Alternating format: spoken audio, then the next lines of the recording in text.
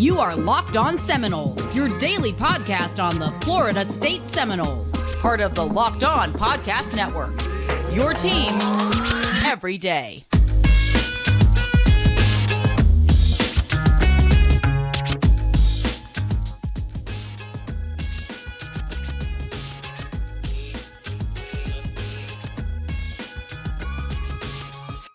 Good morning, good afternoon, and good evening. Welcome back to another edition of Locked On Seminoles, and also one of Dave's brainchildren, the walkthrough, our Gameday-day preview of the Clemson Tigers against Florida State as they travel to Doak. Dave, since this is your baby, I'm going to hand the ball off to you. Lead us to the promised land. Guys, if you listened to our episode a couple days ago, you would have heard our keys to victory in this game. There is a path to victory. Vegas seems to know something that I think surprises a lot of people. When that line opened at what it did, I think it caught a lot of people off guard. Like the undefeated top 5 Clemson team, the Florida State team that just did that against NC State. I think that was the initial reaction. But if you look at the game closer, there is a way for Florida State to win this game. Jordan Travis just played the worst half of football I've seen out of him in a long time. But he also played, what was that, our 6th game? So 11 halves of football that weren't anything like that. Yeah. There is a fair chance that was an aberration. And Jordan Travis has shown up in big games this year already. So it's not out of the realm of possibility that he just plays another big game like he did against LSU, like he did against Louisville.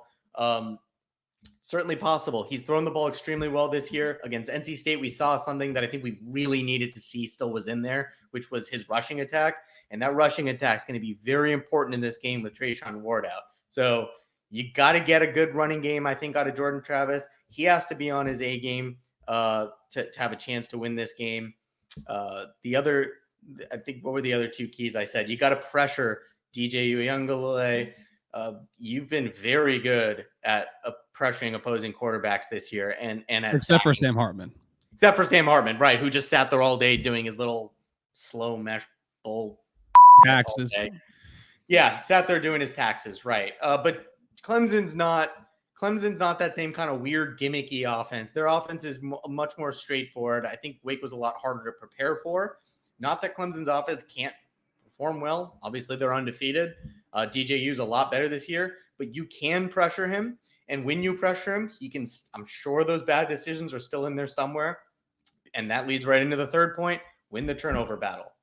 That is doable against this Clemson team. Jordan just threw his first bad couple throws of the year in that second half against NC State. If he takes care of that football, though, and we can force a couple turnovers out of Clemson, this game shouldn't be out of reach for us.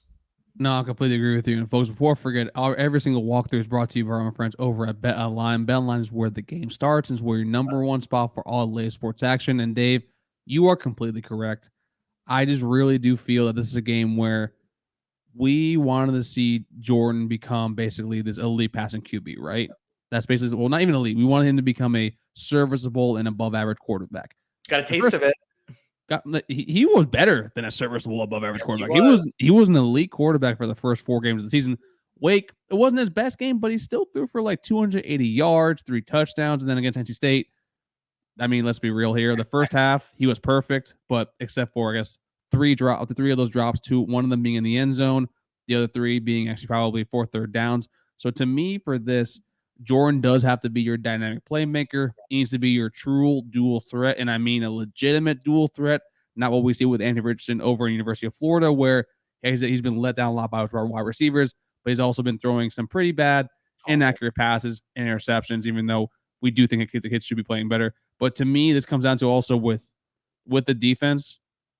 The one thing I asked for Adam Fuller last week in our walkthrough was, please, for the love of God, don't embarrass me in front of the hose. And what I meant by that was, do not let NC State, especially with that very anemic offense, which Tim Beck should be fired. I'm just going to say that. That's probably one of the worst OCs I've seen since Walt Bell. Do not let the offensive Clemson jump out to like a 21-3 or 21 type of setting kind of lead. Yep. You need to impose your will and say, hey, we belong here too. We're a tough team. And this is actually a very, very tough team from top to bottom, especially with the defense. So to me, with this overall, we need to tell Clemson that we also are here and basically stand strong. And also with turnover battle, we do need some luck. We do need to be physical, and we do need to be a little bit more risky. I want to see some of these DBs jump, maybe jump in front of a pass, maybe risk it a little bit more to get one of those interceptions. We saw that with Greedy Vance against Wake Forest. He was right there. He got burned, but he was right there in the vision to make a play. So I want to see the defensive backs in particular to also be not greedy, but please take some more risks and basically do a boom or bust kind of defense. Not the bend, don't break. I'd rather you be staunch and break than the bend and break type of thing, because the keeping thing in front of you, Clemson's going to bully you all day if you do that. Yeah, I think the reality for me this year is the defense hasn't cost us a game. I mean, obviously we won the first 4, so it didn't cost any of that. But the defense hasn't put us in really bad positions this year. Every time the defense has been put in a bad spot, it's because the offense has given them a short field. And that's another thing we got to prevent in this game.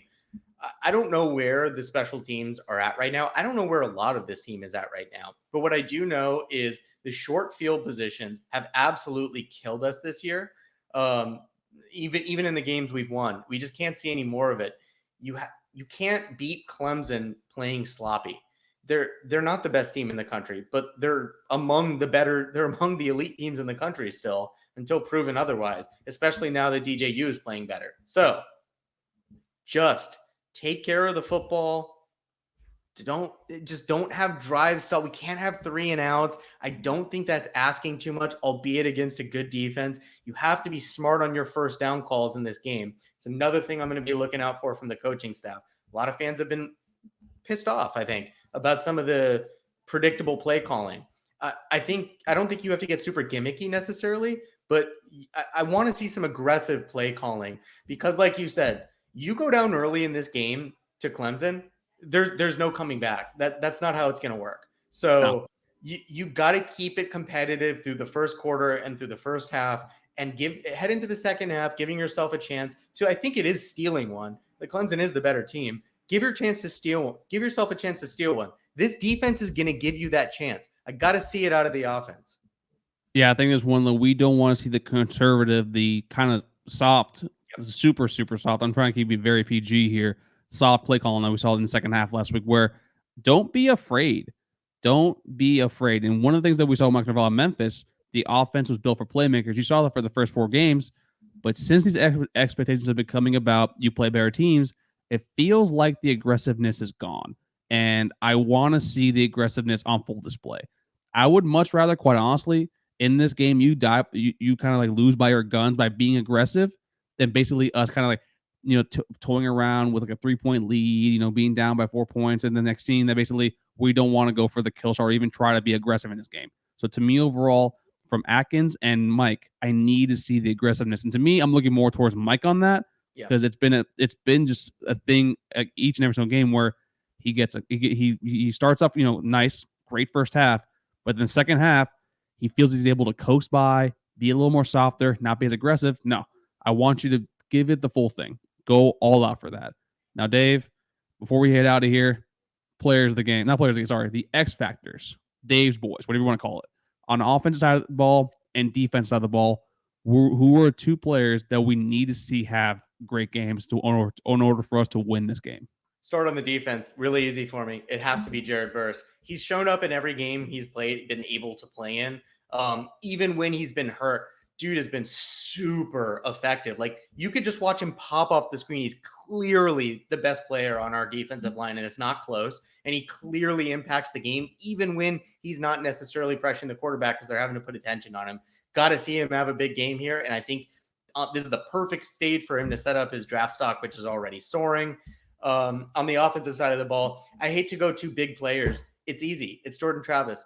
The rebound has to be big from what we saw in that second half. Like, I really hope he's forgotten about what happened, because he's going to have to have forgotten about it. And he's got to have one of his more dynamic games where he's effective both on the ground and through the air. So I'm looking out for him. No, I mean, I like both those. Those were going to be mine, so I'm going to go a little more differently than that. I need to see on the defense side of the ball, I said this 2 weeks ago, Akeem Dent has played poorly the past 2 games. Yes. He probably would tell you the same thing. His tackling has been sort of a little subpar, and it's quite different than the first 4 games that we saw from him overall. And this is a Clemson team that their wide receivers, we said it earlier in the week, they're solid, they're decent. So if they do beat one of the if they do beat one of our cornerbacks, Akeem, you need to be there to clean it up, and you need to be there when you're covering Will Shipley, because Will Shipley will get to the second level. Will Shipley is extremely difficult to bring down. So you need to be able to take him down the first chance you get. So to me, it's Akeem Dent on the defense side of the ball. Offensively, this is tough for me. I'm actually going to go with Maurice Smith. I do think that basically what we need to see is this offensive line as a whole. They need to be stronger for it. They're going up against basically the Avengers, the Monstars, the Legion of Boom, the Legion of Doom, whatever like superhero like talents you want to put up there, because that's how good this defensive line is. And to me, Maurice Smith as a center is going to be the one communicating with all the players across the line. To me, it's going to be mainly with him. They need to do their best to not stop them, because no one's going to be able to stop a defensive line. You're going to be able to at least give Jordan enough time to make a decision whether it is to keep and run, or also be able to scramble out and find a Johnny Wilson, Micah Pittman, or even a Ja'Kai Douglas, who should be playing in this game in the open field. So to me, it's Mo Smith. It starts and ends with him on the offensive line. Yeah, that's fair. And I think, oh, is it prediction time, Drake? Because it's going to piss some people off. You know what? I want to say this before we give our predictions. If I say we're going to win, people are going to say I'm being drinking way too much Kool-Aid. If I say we're going to lose, people say I'm being a hater. Look, I'm just calling it like I sees it here. I haven't seen enough these last couple games to think that we're going to win. I have seen enough to think that we're going to have a chance to win. I'm going to say it's close. The spread, I think, is 3.5 right now over at our friends at Bet Online. I'm going to say 24-20 Clemson. That obviously is super close to the spread, which I think is pretty accurate. That implies, though, that it's close enough that at the end of the game, I think you'll have a chance. That's all we can ask for, I think, in a game against a team like that. This team can definitely find a way to win the game, and also this team is due for some lucky breaks overall. Right. I know we might have gotten a lot of the lucky breaks come out from LSU win, basically, but also we blocked a punt. That's not a lucky break. That's us doing actually our damn job, in my personal opinion. But this is a game where I think we can win. I'm not going to pick us to, but I definitely do think that there is an avenue actually overall that this team is talented enough on the offensive side of the ball. Yep. We brought back Robert Scott last week, who actually looked immensely better, actually was serviceable and wasn't hindering your team. And to me, you're bringing back Jared Verse. And Jared Verse, he last time on Primetime, he let the world know that the pride and the diamond in the rough that came from the University of Albany in the FCS level was meant to be on Primetime on Saturdays, and also definitely has a future on Sundays in the NFL. But I'm going to take FSU 24. I think Clemson is going to be 27. Sorry, 24 or 28. I really, really do think that minus 3.5, I think I took Clemson earlier in the week at minus 6, and now I'm kind of kicking myself for it because I definitely did not think this number was going to drop this low, but also that was immediately after the NC State debacle. But to me, it's a game that we can win, but like Dave just said, there are definitely ways that we can win this game, but at what we've seen the past 2 weeks, I can't definitively, go out on a limb here and say, you know what, let's be homers. Let's take FSU, because this Clemson team is very, very damn good. They're the number 4 team in the country for a reason. Setting aside Clemson, it's really tough to come back to back-to-back emotional losses like that after being on such a high. We're going to learn a lot about what the team's made of. I think regardless of whether it's a win or a loss, just how this team responds to these past 2 weeks, both being losses and both being heartbreakers. So yeah, I'm excited to learn about this team. There's a lot we don't know, and we're going to learn it. It's also like these are going to be 3 tough opponents, all of them ranked inside the top 15. You're also extremely injured. You got Robert Scott back last week. You're still without Fabian Lovett, your best defensive tackle. And also, like, you see Jordan Travis, he just got the knee brace removed from his leg. So overall, like, these are hard games. Like, the only reason I think most of us are upset with the record right now is how you lost the NC State game. And I think that's more primarily the reason. But most likely, folks, I definitely do see this team kind of putting up a fight, keeping it competitive, because I do think this is a different team than we've seen in years past. But Dave, always good to have you on the walkthrough. I know this has been your baby, so send us home. All right, guys. As always, thank you for making us your first listen each and every day. Please find our podcast anywhere you can find podcasts, Spotify, Stitcher, Apple, Google Play. For the YouTube, give the video a like, subscribe to the channel, ding the bell, turn on the notifications. You know all that good stuff. Leave us a comment. Leave us your prediction. What's the final outcome going to be? I know a lot of you are going to say we're going to win. I want you to tell me why. And for Dave, this was Drake. We'll see y'all next time on Locked On Seminoles. Take care, everybody, and Clemson.